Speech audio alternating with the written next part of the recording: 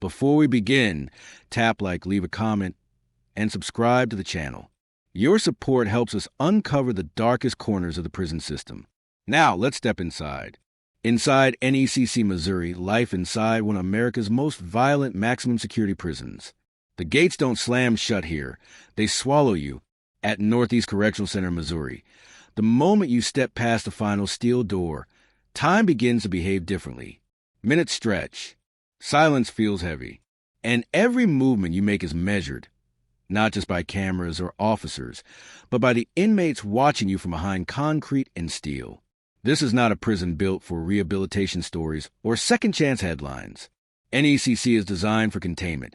For men, the system is already labeled as too dangerous, too unpredictable, or too violent to place anywhere else. Many of them are serving sentences so long that calendars no longer matter. What matters here is control of space, of behavior, and most importantly, of the human mind. Violence at NECC isn't always loud. It doesn't always come with alarms or riots. Often, it simmers quietly, in glances across the yard, in the way inmates walk certain paths and avoid others, in the unspoken rules that decide who eats in peace and who doesn't. Every inmate quickly learns that survival here isn't just about strength. It's about awareness. One wrong move, one misunderstood look, one broken rule, and your entire sentence can change overnight. Guards don't announce danger. They anticipate it.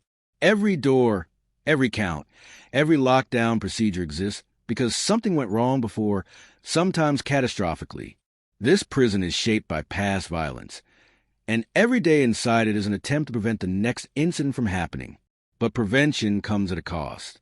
Extended isolation, restricted movement, constant surveillance, psychological pressure that never fully lifts.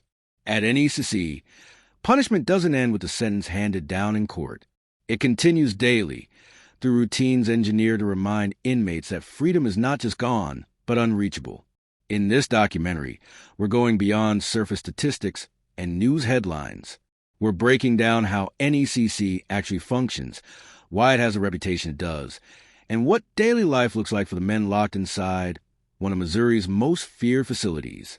From intake to lockdown, from the yard to the cell, from unspoken inmate codes to institutional control tactics, this is a reality few outside the walls ever fully understand. Because inside NECC Missouri, survival isn't about how long your sentence is. It's about how well you learn the rules, both the written ones and the ones no one dares to say out loud. Entering NECC, how the system takes control before the cell door closes. Before an inmate ever sets foot inside a housing unit at Northeast Correctional Center, Missouri, the system has already begun reshaping how they think, move, and respond. The intake process at NECC is not just administrative. It is psychological. From the very first moment, the message is clear. You are no longer in control of your time, your space, or your identity. Most inmates arrive after transfers from county jails or lower security facilities. Many already know NECC's reputation. They've heard stories whisper across cell blocks in other prisons about sudden lockdowns, about gang politics that don't forgive mistakes, about how silence here can be more dangerous than noise. But no amount of rumor prepares someone for the reality of arrival. The transport bus doesn't pull up to a welcoming entrance. It rolls into secured sally port, a sealed concrete space where the outside world ends. The doors close behind the bus before the front gate opens. This isn't coincidence. It's deliberate design. From the first second, inmates are placed in a controlled environment where escape, resistance, or confusion all meet the same response: force and restraint. Inside the sally port, voices are minimal. Orders are short and non-negotiable. Step down. Face forward. Hands visible. Everything about the process is meant to strip unpredictability, not just from inmates, but from officers as well. In a maximum security environment like NECC, routine isn't about comfort. It's about survival. Once inside intake, individuality begins to disappear. Personal clothing is removed. Property is cataloged, boxed, or discarded. Inmates are issued state uniforms, plain functional, intentionally impersonal. Names are replaced with numbers. From this point forward, how you are addressed depends less on who you are and more on how the system categorizes you. Classification is the real turning point. At NECC, classification determines everything: where you live, who you interact with, how often you leave your cell, and how much freedom, if any, you'll experience. It's not just based on your crime. It's influenced by your past behavior in custody, known affiliations, psychological evaluations, and perceived threat level. Two inmates with similar sentences can have completely different daily realities based on how the system judges their risk. This is where anxiety quietly sets in. Inmates are rarely told exactly why they're placed in a certain housing unit. Decisions happen behind closed doors, informed by reports the inmate may never see. That uncertainty is intentional. When people don't fully understand the rules governing their lives, they become more cautious, more compliant. In a facility like NECC, uncertainty is a control tool. Medical and mental health screenings follow, but even these are shaped by security concerns. Conversations are brief. Disclosure is risky. Saying too much can label you as vulnerable. Saying too little can label you as uncooperative. Inmates quickly learn that every interaction is a calculation, every answer weighed against possible consequences. Then comes the wait. Hours can pass in holding cells before housing assignments are finalized. There are no clocks. Meals arrive when they arrive. Lights stay on regardless of time. This disorientation isn't accidental. It breaks the mental link between action and expectation. Inmates stop asking when and start asking what next. That shift matters. It's the first step in adapting to prison time, a system where days blend together and the future feels deliberately vague. When movement finally happens, it's controlled down to the smallest detail. Escorts are rigid. Routes are predetermined. Doors open and close in sequence, never all at once. The building itself feels alive. Responding commands, locking and unlocking with mechanical precision. NECC isn't just a place inmates are held. It's a machine designed to regulate human behavior. For first-time arrivals, the housing unit is the moment reality becomes permanent. Cells are compact, concrete, and unforgiving. Furnishings are minimal and fixed. There is nowhere to hide, nowhere to retreat except inward. For inmates accustomed to noise and chaos in county jails, the controlled stillness of NECC can feel unsettling. For others, the constant tension is immediately obvious in the way inmates watch each other, in how conversations stop when officers pass, in the invisible lines no one crosses without reason. Every housing unit has its own rhythm, shaped by who lives there. Some units are dominated by gangs. Others are quieter, but no less dangerous. New arrivals are watched closely, not just by inmates, but by the system itself. Behavior in the first days matters more than most inmates realize. Mistakes made early can follow someone for years. One of the most powerful controls at NECC is movement restriction. Unlike lower security prisons where inmates move relatively freely at certain times, NECC limits movement aggressively. Doors dictate when you stand, sit, eat, shower, and sleep. This constant external control over basic actions wears people down. Over time, inmates stop making plans. They react instead. This is how institutionalization begins, not through violence, but through repetition. Count after count, door after door, day after day. NECC doesn't need chaos to maintain control. It relies on predictability enforced so strictly that deviation becomes dangerous. By the end of the first week, most inmates understand something crucial. Survival here isn't about defiance. It's about adaptation. Learning when to speak, when to stay silent, when to look away, when to stand your ground. The system doesn't explain these lessons. It lets inmates learn them the hard way. Inside, NECC ends the same way it begins, with control firmly in the hands of the institution. The intake process isn't just about processing bodies into cells. It's about reshaping behavior before resistance ever has a chance to form. And once that transformation starts, it's almost impossible to reverse. The yard, the cell, and the unwritten rules that decide who survives. Once intake ends and the routine settles in, inmates at NECC quickly realize that the prison operates on two parallel systems. One is written down, policies, procedures, counts, movement schedules. The other is never spoken aloud, yet governs daily survival far more strictly. This second system is enforced not by paperwork, but by inmates themselves. The cell is where the psychological weight of NECC begins to press in. Cells are not just living spaces. They are control chambers. Concrete walls absorb sound. Light is harsh and unforgiving, and privacy does not exist. Everything inside the cell serves a function, and nothing serves comfort. Beds are bolted down. Desks are movable. Even small acts, like sitting or lying down, become regimented by count schedules and lockdowns. For many inmates, the cell becomes both refuge and trap. During lockdowns, which can happen with little warning, inmates may spend hours or days confined to that space. These lockdowns aren't always caused by major incidents. Sometimes they happen because of intelligence reports, staff shortages, or tension between groups.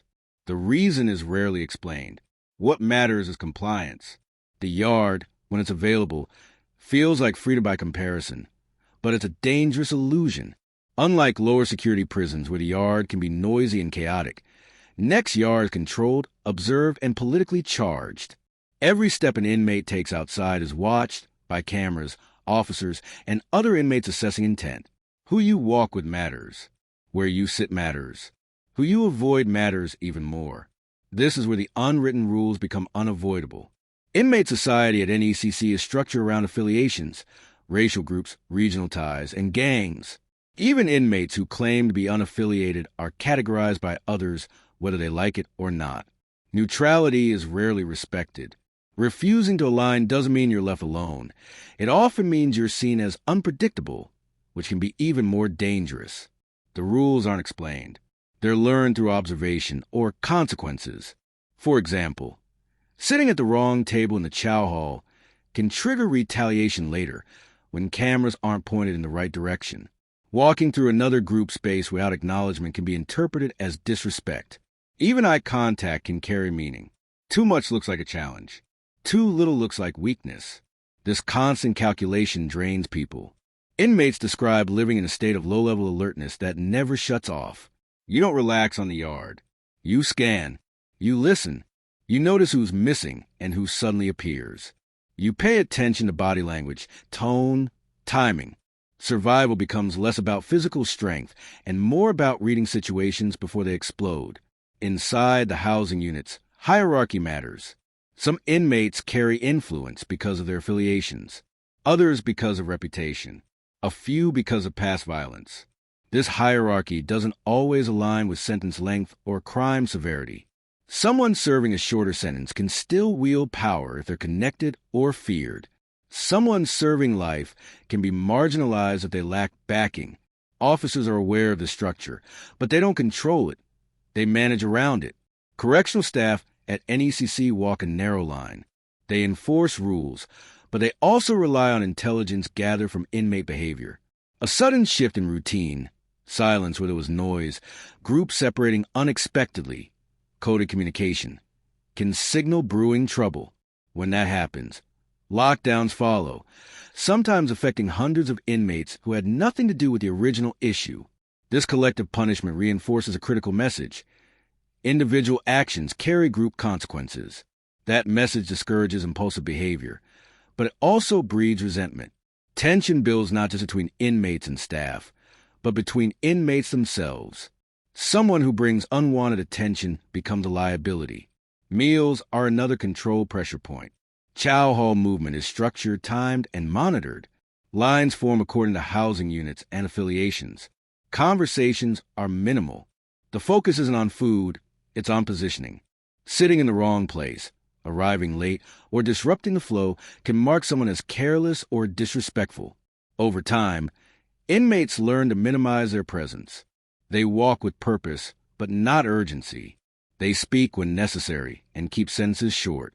They avoid drawing attention because attention invites scrutiny from staff and inmates alike. This environment reshapes behavior. New arrivals who talk too much, move too freely, or ignore subtle warnings quickly learn that NECC punishes ignorance harshly, sometimes through disciplinary reports, sometimes through violence, sometimes through isolation that quietly removes them from the social ecosystem entirely. Isolation units are a looming threat. While not every inmate experiences extended isolation, the possibility hangs over daily decisions. Being removed from general population means reduced movement, limited human contact, and intensified psychological pressure. For inmates already struggling mentally, isolation can accelerate deterioration. Even the threat of isolation is enough to enforce compliance. What makes NECC particularly difficult is that violence doesn't always look like violence. It's often indirect: property theft, intimidation, silent exclusion. These actions don't trigger alarms, but they erode stability. Inmates learn to tolerate stress as normal, even when it slowly wears them down. Sleep suffers, trust disappears, time stretches, weeks turn into months, months turn into years. The yard, once a place of release, becomes another stage where survival performance is required. The cell, once a place of rest, becomes a reminder of confinement. The truth is, NECC is not governed solely by bars and locks. It is governed by human behavior under pressure. The unwritten rules are as powerful as any regulation, and breaking them can be just as dangerous as breaking the law that sent inmates here in the first place. And for many inside, the hardest part isn't learning those rules. It's living with them every single day. Violence without warnings. How tension builds long before anything explodes. Violence inside NECC rarely announces itself. There are no countdowns, no clear signals that something is about to happen. Instead, tension builds quietly, stacking pressure on pressure until the environment itself feels unstable. By the time violence breaks the surface, it's often already too late to stop it. This is what outsiders often misunderstand about maximum security prisons. They imagine chaos, shouting, constant fights, visible disorder. But NECC is more controlled than that. The danger here lives in anticipation, not spectacle. Most days begin the same way. Counts, movement, meals, yard if allowed. From the outside, it looks orderly. From the inside, it feels fragile. Every routine is balanced on a web of relationships, grudges, debts, and perceived slights that stretch back months or even years. Inmates don't wake up planning violence. They wake up managing tension. Conflicts at NECC often begin far away from fists or weapons. A borrowed item not returned. A rumor passed quietly. A look interpreted the wrong way.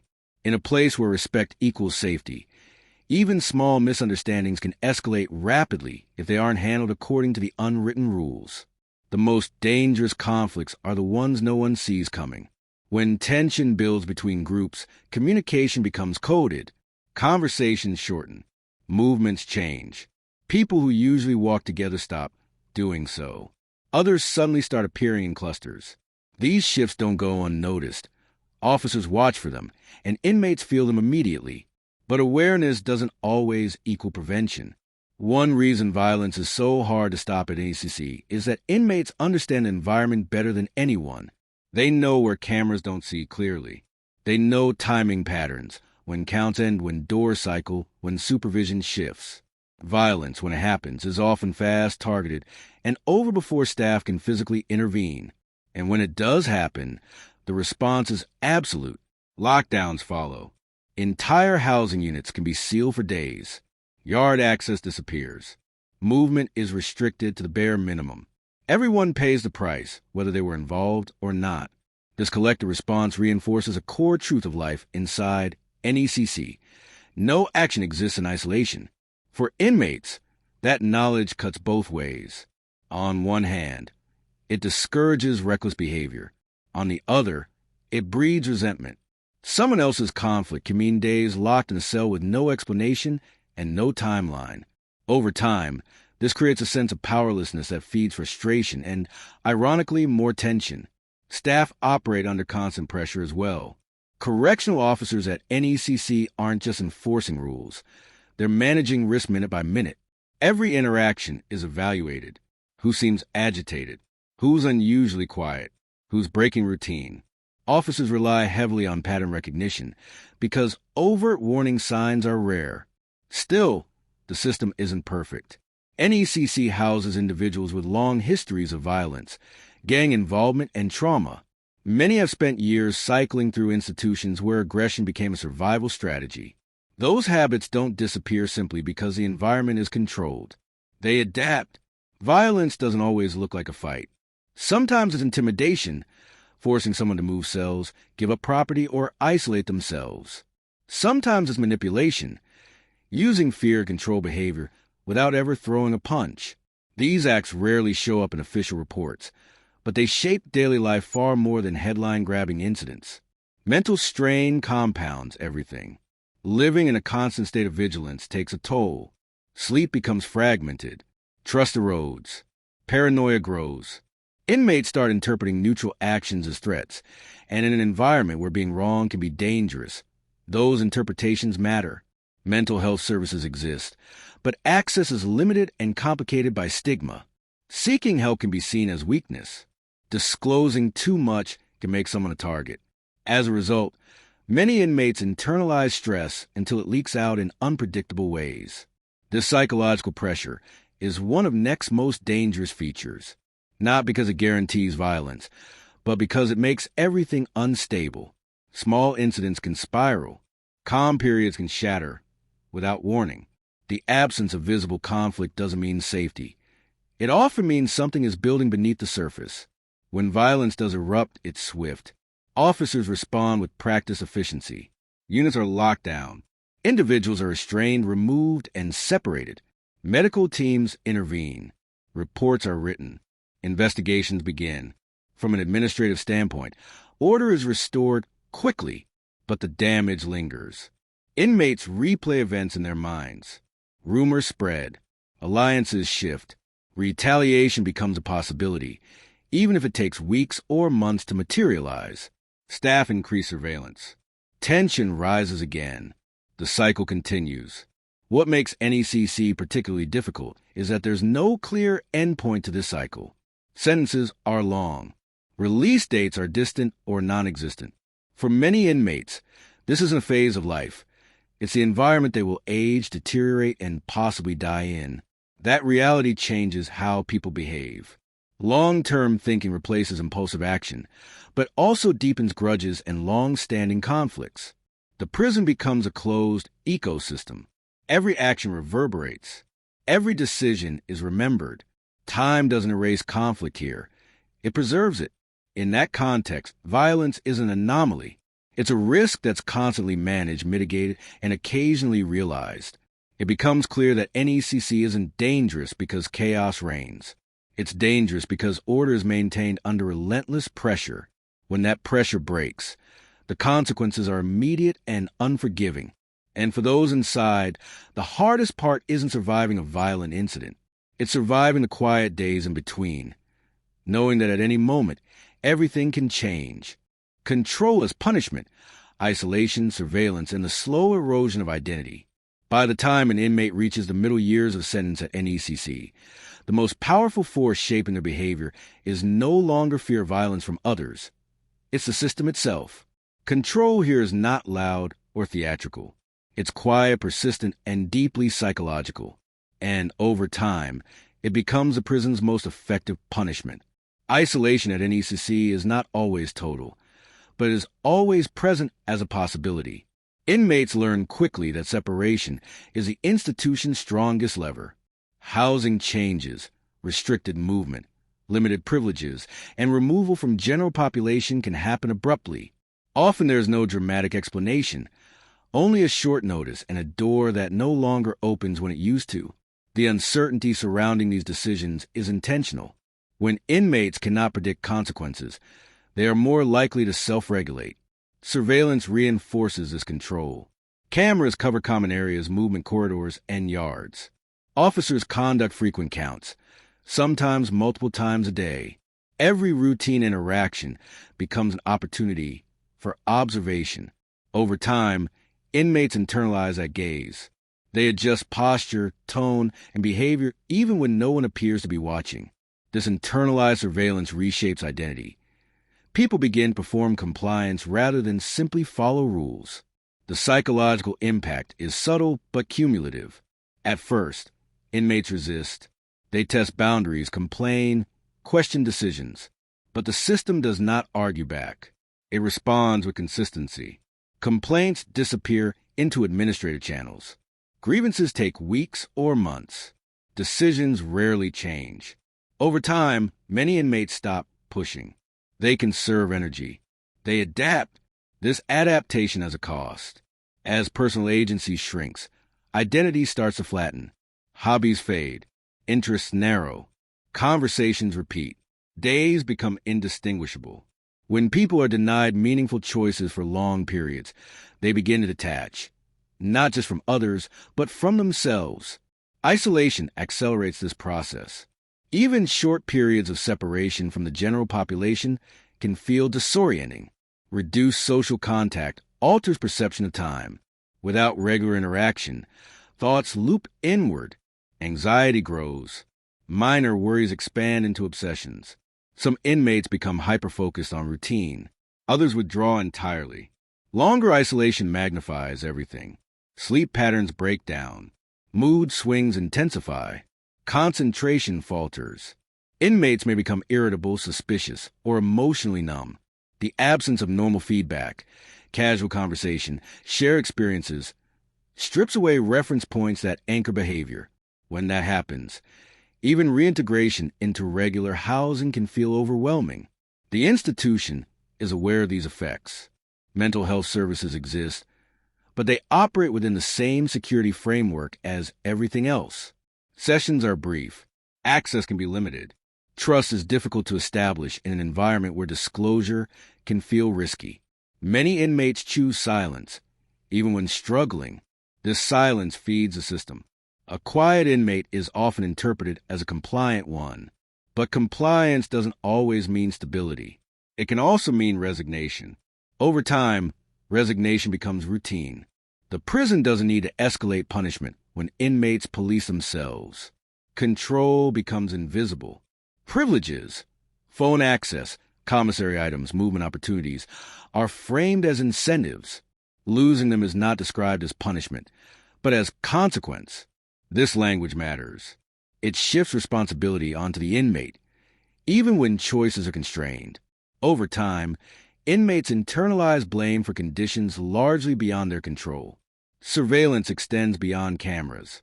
Information moves through informal channels. Officers notice patterns.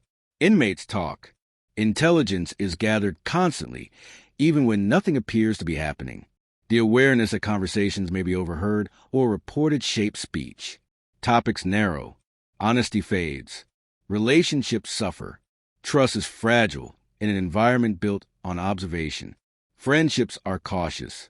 Alliances are strategic. Emotional openness is rare. Many inmates adopt a guarded persona that becomes permanent. Even after years inside, they struggle to lower that guard. The body responds too. Chronic stress manifests physically: headaches, muscle tension, gastrointestinal issues. Exercise routines become obsessive or disappear entirely. Appetite fluctuates. Over time, physical health declines alongside mental resilience. What makes this form of punishment so effective is that it rarely feels like punishment at all.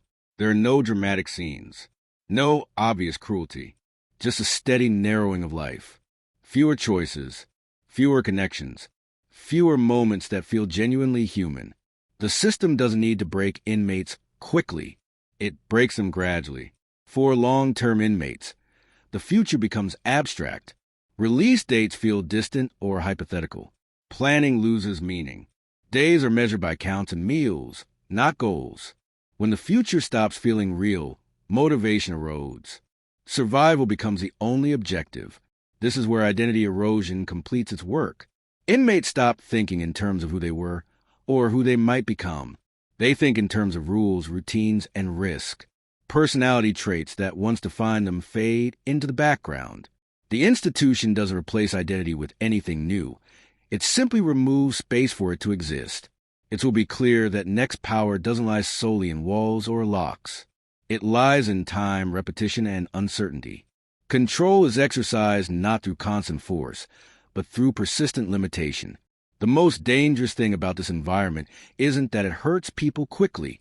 It's that it teaches them to endure anything, even the slow disappearance of themselves. Time without end. How long sentences reshape the mind and redefine survival. By the time an inmate has spent years inside NECC, something fundamental changes. The sharp fear that dominated the early days fades, replaced by something quieter and more complex.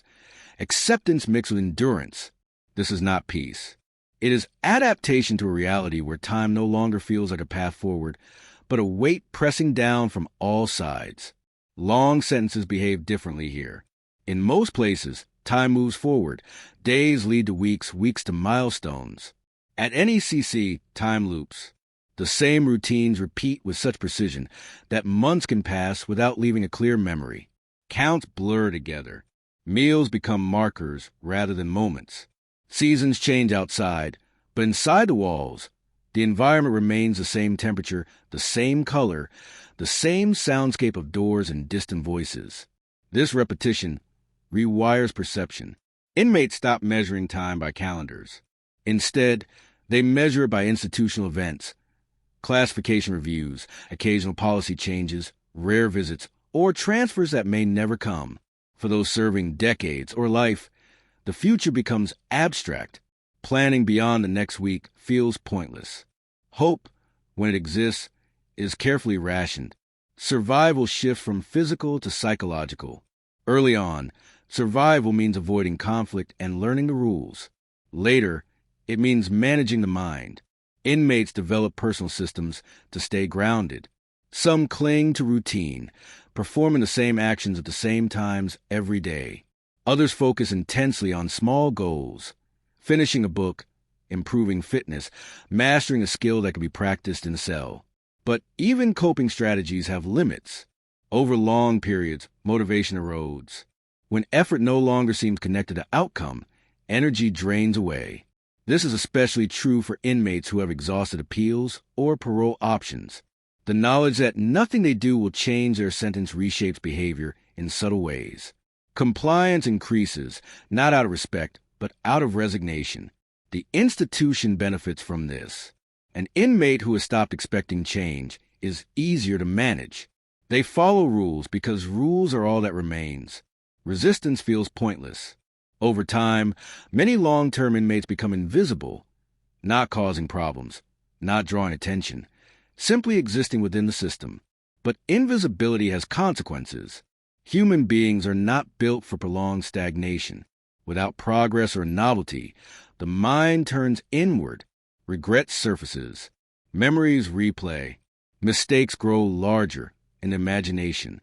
Some inmates cope by detaching emotionally, numbing themselves to both pain and pleasure. Others become trapped in cycles of rumination that intensify anxiety and depression. Relationships inside change as well. People age together behind bars.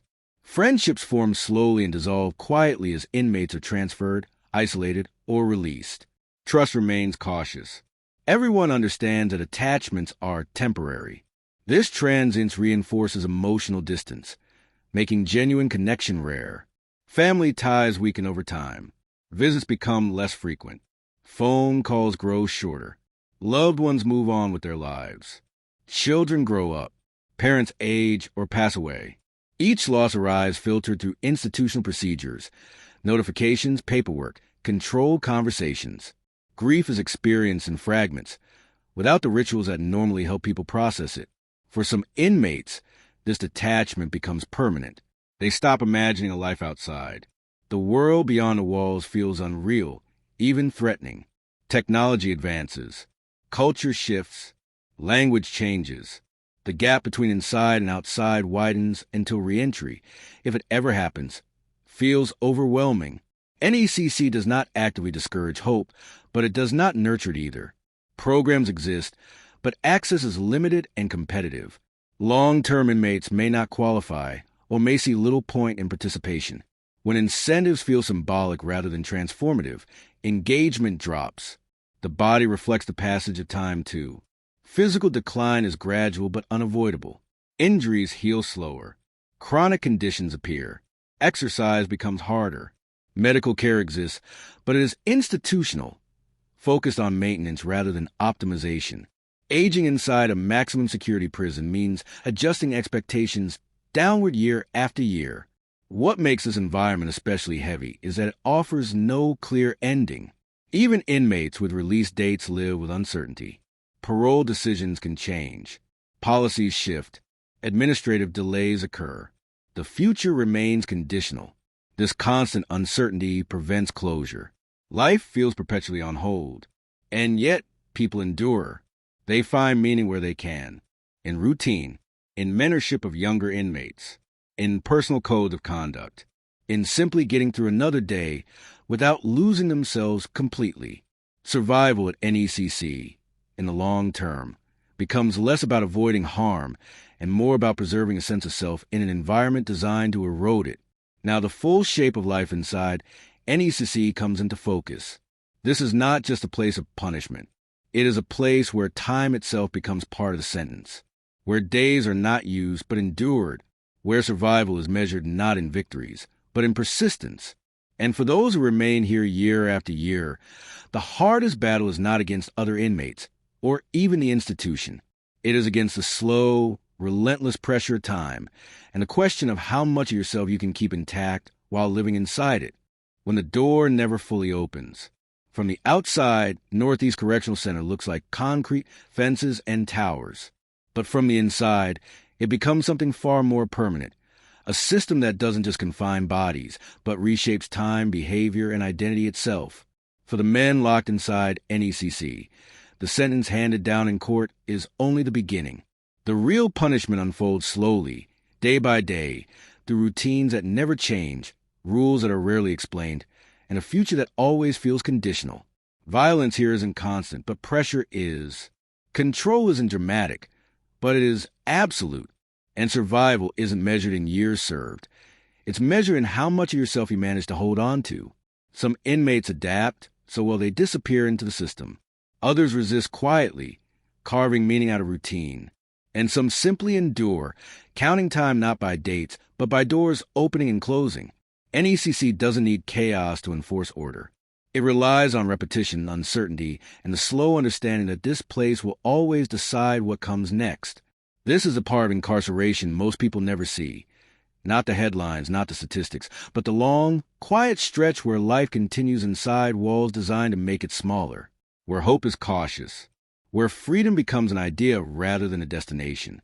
And when the lights dim at night, when the noise settles and the doors lock for the final time that day, the question every inmate lives with isn't how long is my sentence. It's how much of me will still be here when it's over. If it's ever over at all. Thanks for watching. Like, share, and subscribe.